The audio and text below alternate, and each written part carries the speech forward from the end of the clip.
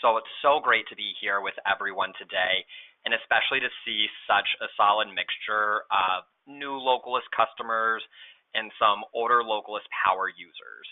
If we haven't connected yet, my name is Zach, and I'm the Customer Success Manager over here at Localist.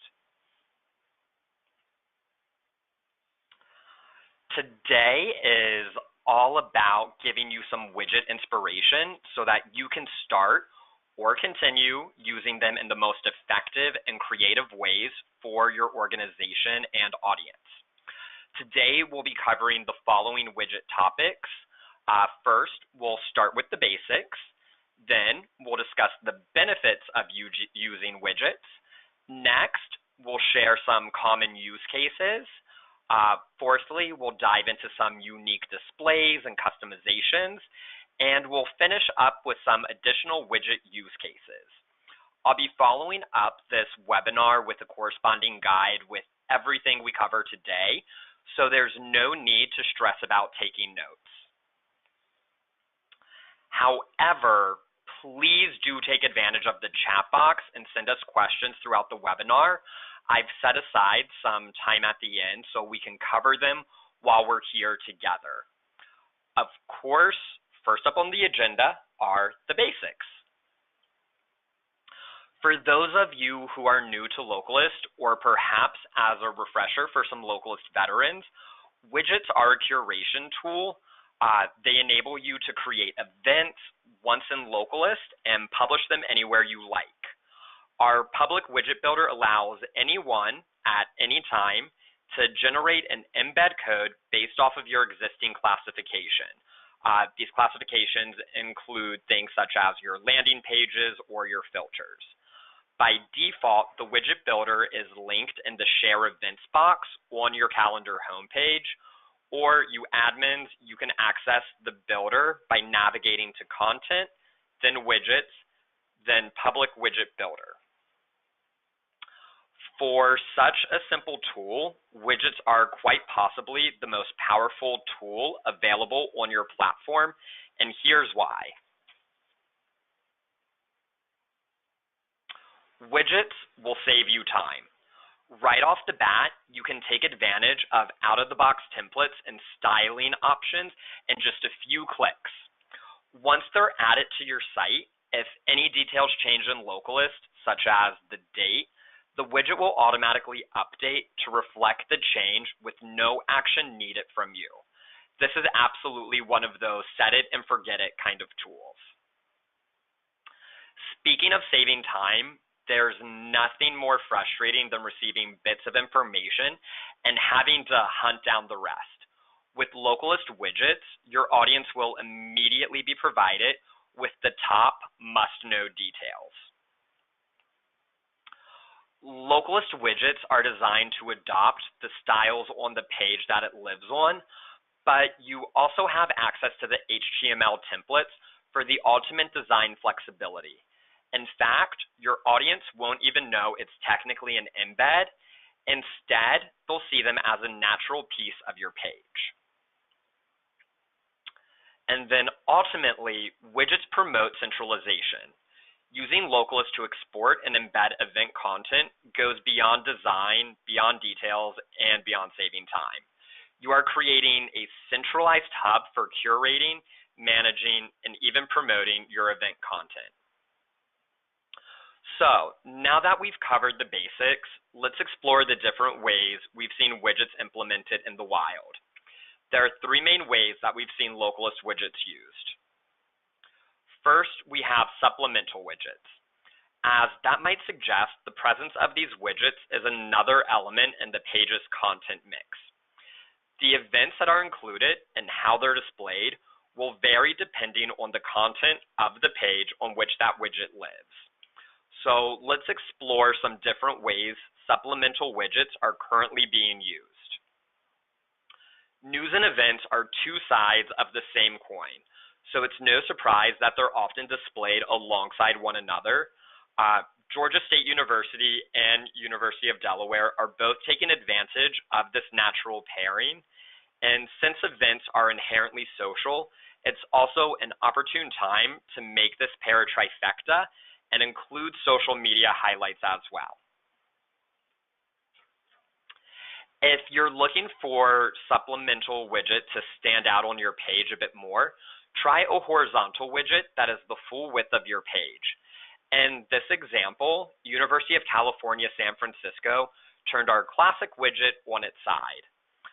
Localist card widget template is also the perfect ready-to-go solution for this display, but not just because it's already horizontal, it also features large, eye-catching images. SUNY Fredonia is a great example of putting this template to work. As you guys have seen so far, supplemental is not synonymous with mundane. Another exciting way customers make the most of widgets is by using multiple on one page, all while requiring minimal real estate. Let's start with the Vineyard Gazette. They've decided to use the sidebar for events, but that didn't stop them from including two widgets, one for the featured events at the top, and then followed by another of upcoming events. Don't forget, your widget builder offers a simple checkbox to pull only featured or sponsored events. In the same vein, let's kick it up a notch and explore what we call tabbed widgets. This entails placing multiple widgets on a page, then using HTML and JavaScript to place each widget behind a tab. This way, it only displays when a user interacts with that component. With this particular strategy, you'll save on space, and it offers cues to your users as to what umbrella the content falls under. Michigan Tech University uses this method to separate and signal the types of events. Beyond event types, the tabbed widgets could be used as an effective way to divide according to date or season as well. And just because these widgets are supplemental doesn't mean they shouldn't be uniquely framed. A little header or messaging goes a long way. As we see here, Richmond Culture Works opted for a bold call to action in lieu of the event's header, while the University of California, Irvine chose to include a blurb that highlights the kinds of events you can expect to find happening on their campus. Next up, we have consistent widgets. We call them consistent because, well, that's exactly what they are. These are widgets that are included as a consistent element in the sidebar or the footer of your website. No matter what page you navigate to, the widget will always be displayed in the same location. Here we have Coachella Valley, which features a general upcoming events widget in the right sidebar of their What's New page. Depending on your content strategy, events and sidebars like this may or may not vary per page. In comparison, Colgate University baked a widget directly into their universal footer. This means that any page that uses their universal template will automatically feature these events. Now we have full page widgets. This is the case when the widget is the main purpose and function of the containing page. Without the widget on this page, it would be empty or wouldn't make sense to your users. Full-page widgets enable flexibility in space and design without competing with other content. As a result, they make fantastic event pages for groups and organizations related to your own. Let's start by taking the name full-page widget right in stride. First up, we have Mount Sinai Hospital's Icon School of Medicine. They gave the widget their own aesthetic touch, but nonetheless, this page is just our standard mini-cow plus classic list widget template. Similarly, Santa Clarita Art has also used the combo widget template, but this one utilizes the modern list style. This is a great way to give subsets of your organization the look and feel of a full calendar without sacrificing the benefits of centralizing your events in Localist. Let's take a quick step back. Remember those tabbed widgets? Now just picture them bigger, as in the size of an entire page. Georgia State University combines the tabbed method for date signaling with the full page layout. This is a great option, especially if your widget needs to display a long list. However, combining widgets together with tabs isn't the only way. How about embedding multiple widgets across your page? No tabs necessary. As you can see, University of Tulsa takes a multiple widget approach to dividing dates, but they chose to keep every widget visible upon page load. Now that we've reviewed some common displays, don't forget that the template editor isn't just for customizing the overall widget. It can also be used for adding specific customizations to the event listings themselves. In fact, the following customizations we have to show could very well be the only change made to an out-of-the-box template. First up, let's talk about adding more details to the listings. A popular addition we've seen is adding the cost or a call to action for registration. This ensures folks are aware of the additional step required to attend, especially when your organization doesn't often host paid events. University of the Pacific opted to add 2 CTAs to the event listings in their widget.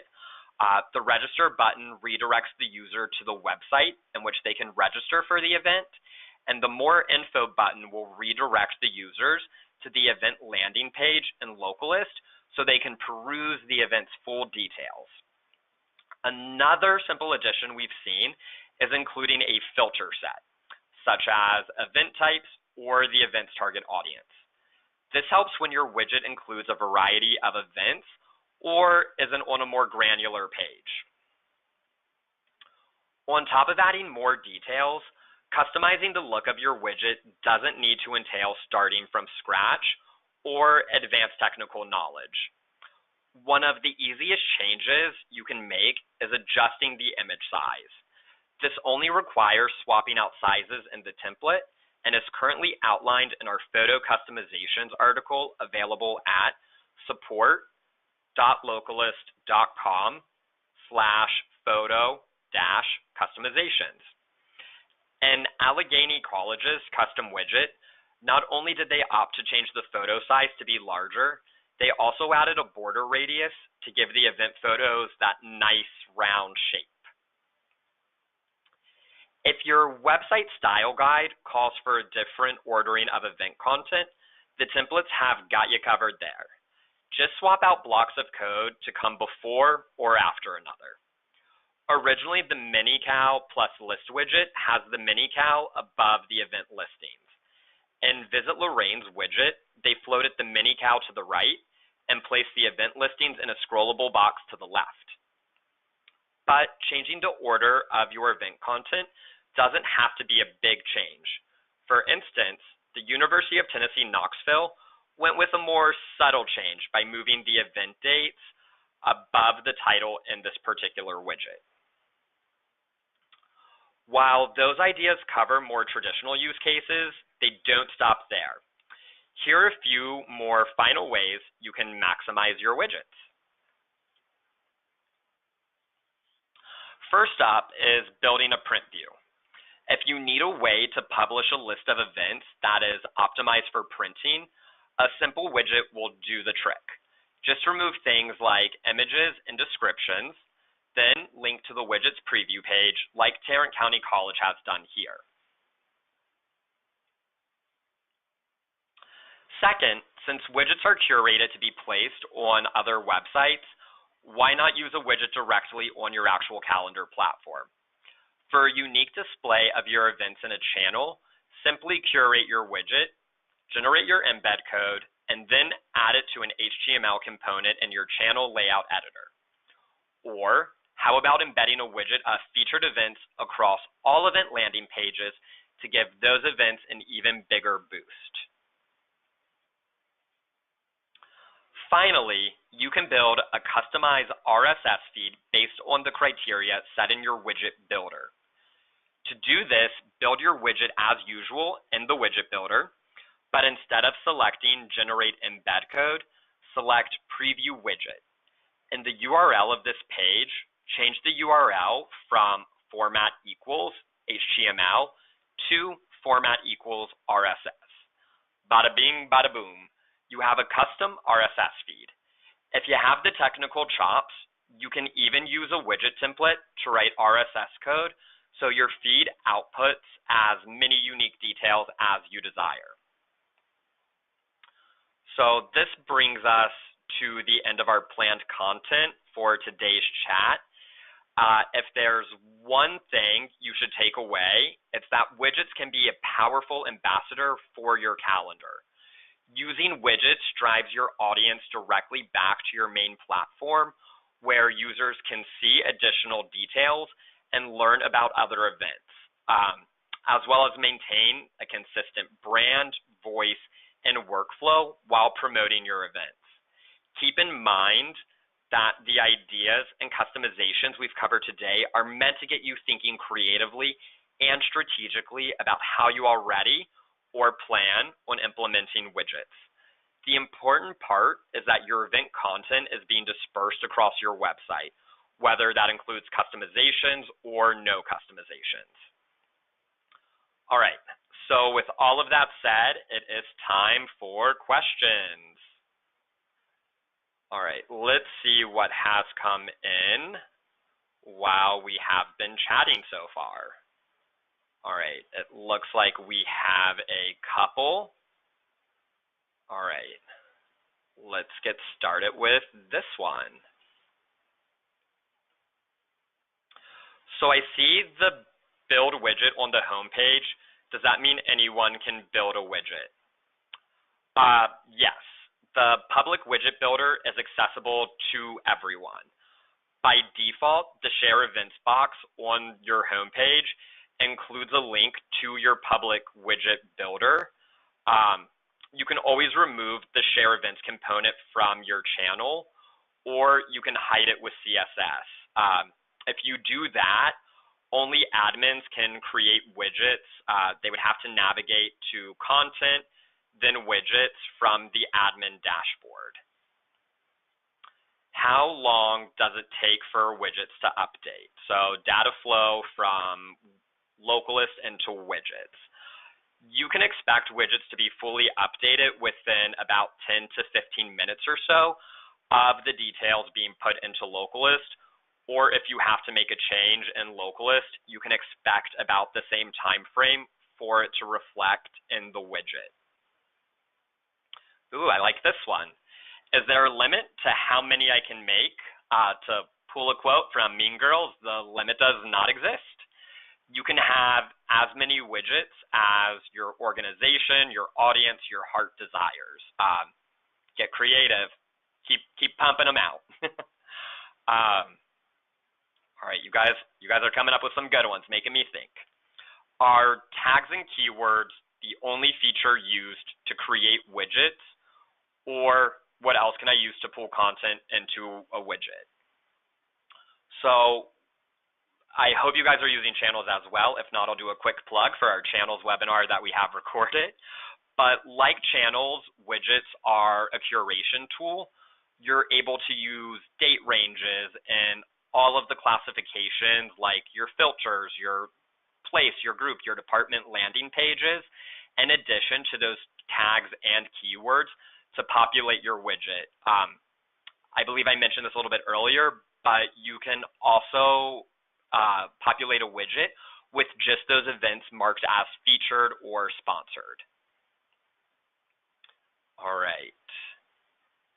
Can I have events only display on a widget and not my main calendar? You sure can. With Localist, by default, events are going to be visible to the public. However, you have the option to mark your event as restricted to widget only. All right, let's see if any more questions are coming in. Ooh, a traffic question. How can I tell how much traffic is coming from a widget?